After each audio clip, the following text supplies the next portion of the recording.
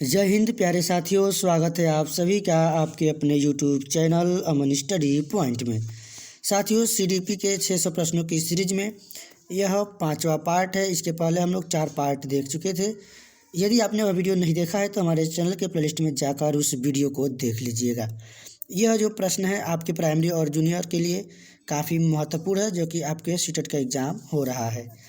तो चलिए शुरू करते हैं वीडियो को, और वीडियो आपके सभी दोस्तों के पास और सभी ग्रुपों में शेयर कर दीजिएगा, क्योंकि वीडियो लाइक हो या ना हो, चाहे चैनल सब्सक्राइब हो या ना हो, परंतु यह वीडियो उन सभी के पास पहुंचना चाहिए जो कि सीटेट की जो है तैयारी कर रहे हैं और उनकी सीडीपी काफ़ी कमज़ोर है। तो चलिए, पहला प्रश्न है आपके स्क्रीन पर। अधिगम की प्रक्रिया पूर्ण कब होती है? अधिगम की प्रक्रिया जब व्यवहार में अस्थायी परिवर्तन होता है तब जो है पूर्ण होती है। यानी अधिगम की एक परिभाषा भी है कि व्यवहार में अस्थायी परिवर्तन को ही अधिगम कहते हैं। अगला प्रश्न देखेंगे, आपके स्क्रीन पर है। मनोविज्ञान का जनक किसे कहा जाता है? तो सिगमंड फ्रायड को मनोविज्ञान का जनक कहा जाता है। अगला प्रश्न है, अंधों की लिपि के जनक किसे कहा जाता है?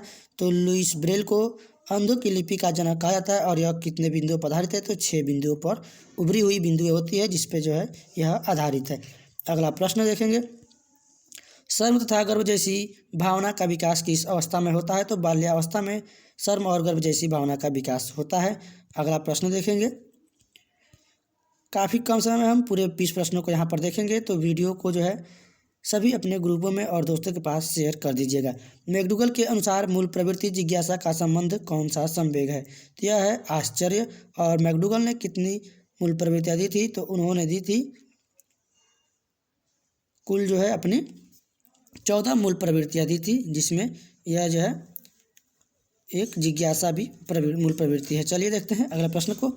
अंधों के लिए लुई ब्रेल ने कौन सी लिपि का प्रतिपादन किया? तो लुईस ब्रेल ने जो है ब्रेल लिपि का प्रतिपादन किया था। अगला प्रश्न देखेंगे, लुईस ब्रेल भी क्या थे? अंधे थे। नर्सरी पद्धति के जनक किसे कहा जाता है? तो मारिया मॉन्टेसरी को नर्सरी पद्धति का जनक कहा जाता है, या फिर मॉन्टेसरी विधि का जनक मारिया मॉन्टेसरी को कहा जाता है। खेल विधि के जनक कौन है? तो वो है फ्रॉवेल। इसी से संबंधित अभी हम लोग आगे प्रश्न देखेंगे। एलकेजी व यूकेजी पद्धति के जनक कौन है? तो ये है फ्रॉवेल। यही जो है खेल विधि के भी जनक हैं। अगला प्रश्न है, जीन पियाजे कहाँ के मनोवैज्ञानिक थे? तो जीन पियाजे जो है स्विट्जरलैंड के मनोवैज्ञानिक थे। बीने कहाँ के वैज्ञानिक थे? तो बीने जो है फ्रांस के वैज्ञानिक थे। ये भी आप लोग याद रखेंगे। जीन पियाजे किस विचारधारा के समर्थक थे? जीन पियाजे जो है संज्ञानात्मक विचारधारा के समर्थक थे। इन्होंने जो है बालकों के 4 अवस्थाएं बताए थे, जिसमें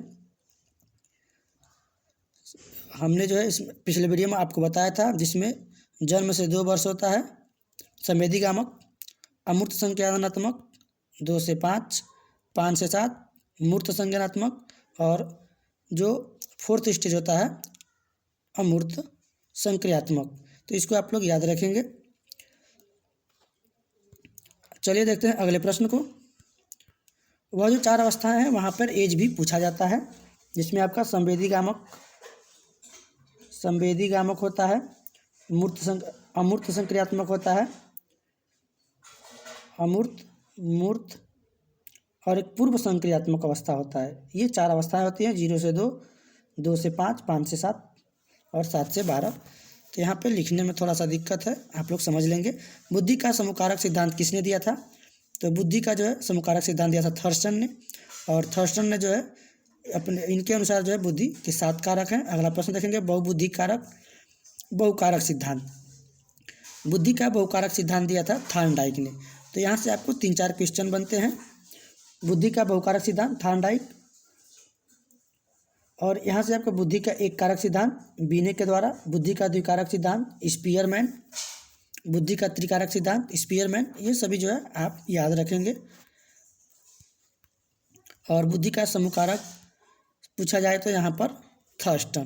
तो सभी थोड़ा थोड़ा मिलते जुलते हैं, परंतु एक दूसरे से अलग हैं। अगला है, बुद्धि का बहुबुद्धि का सिद्धांत किसने दिया था? तो गार्डनर ने। यहाँ पे बहुबुद्धि का सिद्धांत पूछा जाए तो गार्डनर, बहुकारक सिद्धांत पूछा जाए तो थॉर्नडाइक, और बुद्धि का तरल सिद्धांत पूछा जाए तो कैटल जी है। अगला प्रश्न चलिए देखते हैं। बुद्धि का तरल व ठोस सिद्धांत किसने दिया था? तो कैटल ने दिया था। यह भी प्रश्न आपका आ गया था, आर्विल कैटल। यह परीक्षा में पूछा भी गया था। बुद्धि का प्रतिदर्श नमूना यानी सैंपल सिद्धांत किसने दिया था? तो थॉमसन ने बुद्धि का प्रतिदर्श नमूना सिद्धांत दिया था। अगला प्रश्न है, सीमा हर पाठ को बहुत जल्दी सीख लेती है जबकि लीना उसमें ज़्यादा सीखने में ज़्यादा समय लेती है, यह किसके सिद्धांत को दर्शाता है? तो यह सभी बालकों में बच्चों में व्यक्तिगत भिन्नता होती है या व्यक्तिगत सिद्धांत को दर्शाता है। अगला प्रश्न देखते हैं, निम्नलिखित में से किसके अतिरिक्त सभी वातावरणीय कारक विकास को आकार देते हैं? तो वो शारीरिक गठन के अतिरिक्त सभी वातावरणीय कारक विकास की ओर को आकार देते हैं।